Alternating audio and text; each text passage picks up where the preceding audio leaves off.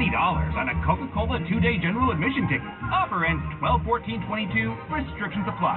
Details at universalstudioshollywood.com/Coke offer. Money, do you feel like it's your money? Because if you feel like you go to work to support yourself and your family, and you're perfectly willing to fund a constitutional role of government, our military, our court system, but you're done with all of this excessive confiscation of your wealth given to bureaucrats who piss it down away and flush it down a toilet bowl, then yeah, that's on the ballot tomorrow. That is on the ballot tomorrow. The people you are voting hopefully against, the Democrats, and voting for the Republicans. Again, I'm not suggesting Republicans are the solution to all your problems. I'm simply telling you the cause of all your problems is undoubtedly the Democrats. There is no doubt about that. They have already voted through the Inflation Production Act to blow up corporate taxes. Corporations do not pay taxes. They collect them. They collect them. It's interesting. Democrats want it both ways. Corporations aren't people. Well, then what are they? What are they then? Aliens? Well, if they're not people and they're entities, then if they're not people, they're clearly not out there as human beings taking your money. They're doing what? They're acting as intermediaries to collect money for the government. Taxes are on the ballot tomorrow. Government spending is on the ballot tomorrow. The Green New Deal is on the ballot tomorrow. Just about everything they wanted, they got pushed through in the Inflation Production Act. Folks, the people you are voting against, the Democrats, and voting for the Republicans. It's a binary choice tomorrow, and it's an easy one.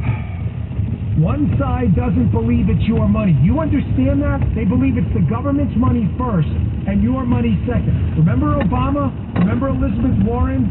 You didn't build that. Remember Elizabeth Warren? Fire services and police services and the roads. They were, yeah, numbnuts. They were built with our money too. I worked, you took it from me and built the roads and paid the cops and firemen. What part does Elizabeth Warren not get? Remember that? The police and the fire services. You didn't build that. No, we built that too. We built that too. Where the hell do you think the government gets money from? Space aliens? We built that too. Obama. Pocahontas. We built that. Everything the United States government spends money on is built by us. Us. You don't do squat. You and Obama are takers. You're not makers. I was a professor. Yeah, and you were writing books on Pow Wow Chow pretending to be an Indian. That's who you were. Obama was a community organizer. Is that a job? Is that like influencer? Like, what is that? What is community organizer? Is that a real job? I swear I can never get out of my head that movie 7 Days in Entebbe, based on the hostages. It's a true story. Where the terrorist who takes the plane hostage is talking to the pilot who's fixing the toilet. The pilot who we hijacked. And the pilot looks up at this terrorist with disdain. And he says, one plumber's worth 1,000 revolutionaries. One plumber is worth 10 revolutionaries. Thank you. How did you have that? You knew that? How did you know that? I did not coordinate that with you. The 10 revolutionaries, sorry. I multiplied it by geometrically higher factor. 10. I'd argue 10,000. Your money's on the ballot. Folks, your health care's on the ballot tomorrow, too. Biden's Inflation Production Act has already instituted a bunch of drug rationing policies. It is happening right now. Remember that thing they keep bragging about? We crushed Big Pharma! No, he didn't crush Big Pharma, he crushed you. Big Pharma's doing just fine getting paid off for all of the vaccines. Big Pharma's doing just fine. He crushed you. Biden put in a drug rationing prescription, a table, pun intended, in the Inflation Reduction Act that puts a price cap on drugs if they're used for multiple purposes. So a whole bunch of drugs that were used for, say, cancer and other things, that were being repackaged for other things like other forms of cancer. Do you know what happened? Did you read the Wall Street Journal piece I told you to read on Friday? All of those drugs are being scrapped now because the government through the Inflation Reduction Act told them they can't make any money on it. So now they're just not going to make it. You see, that's the thing about all these big, we can't sing, blah, blah, blah, he's screaming like a lunatic. Why is he always screaming and foaming at the mouth and wetting himself? It's really gross. Change this guy's diaper, please. It's disgusting. We crush Big Pharma. You didn't crush Big Pharma. Big Pharma's making more money than they ever have off COVID. You crushed people out there who need life-saving medicines that have already been taken. They're done. They're finished. They're not doing the R&D on it. Here's the thing about publicly traded companies like Big Pharma. The interesting curveball here, folks, is that they have to disclose to investors material risks to their income because they're publicly traded. So the minute the Inflation Reduction Act was signed, you know what happened? They disclosed to their investors that they were scrapping a whole series of new drugs they were going to make because of this new Inflation Reduction Act price cap, because they couldn't make any money. I don't care what you call it. Oh, that's greed. You call it whatever you want, you little commies out there. I don't really care. All I'm telling you is I had cancer and I could have it again. And I don't want to die. Because the rule of the show, the golden rule, the goldenest of the golden rules is don't get dead. And I don't want to get dead, okay? I'm not interested in getting dead. I'm not interested in getting dead. And the fact that a potential life-saving drug I can no longer gain access to because of this goon in the White House, folks, that really pisses me off like you have no idea. That's on the ballot tomorrow. You want more of that? You want more drug rationing? The seniors out there voting tomorrow. I don't do scare tactics. I got to scare you. The government already stole your Social Security. That's a whole other one. You understand the drugs you are going to need. Just isn't that an effect of chronological time?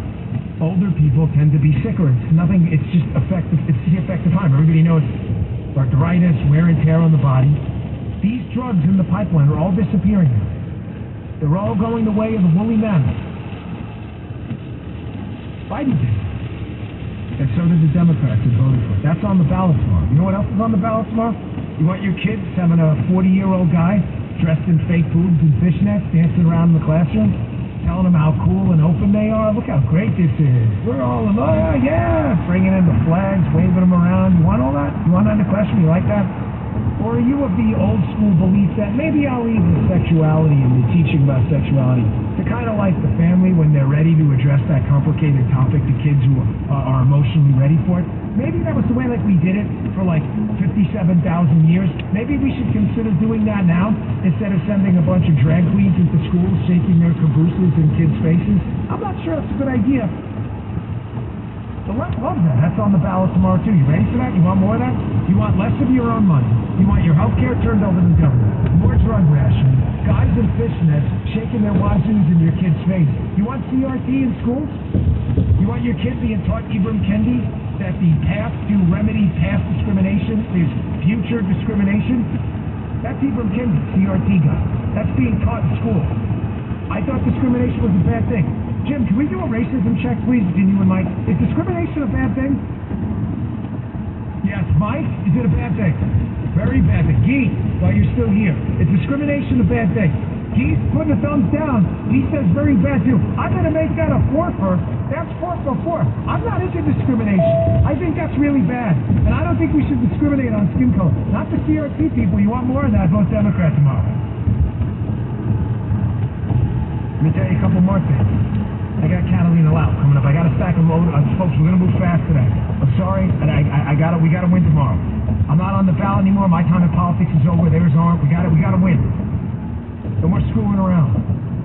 So let me just two more things quickly. You believe in borders?